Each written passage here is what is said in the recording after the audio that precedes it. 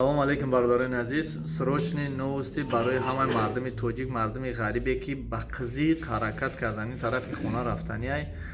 Мо ҳамин аввал ки фаҳмидем баҳс кардем кадоме ки мо да занг зай ин ҳамин номерҳо да занг задагиай билет нестай. Гуфтем ки намефурӯшем. Баъд гуфтанд ки бародаро дар интернет билет ҳастай, бачаҳо билет фурӯхтистанд.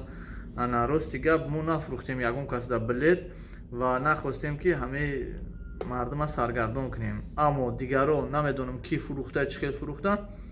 Дар ҳақиқат гуфтанд ки рейс ҳастай то он даме ки ним соат бигем да ба аэропорта мардум саргардон шуда хестан рафтан ҳози баргаштагианд намонданшон буранд.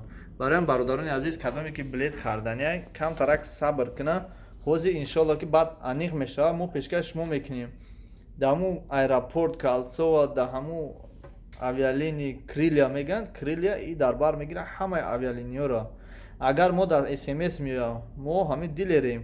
Агар смс омад мо дар информатсия омад ки шумо метавонед билет бифурӯшем мо мефурӯшем ба шумо.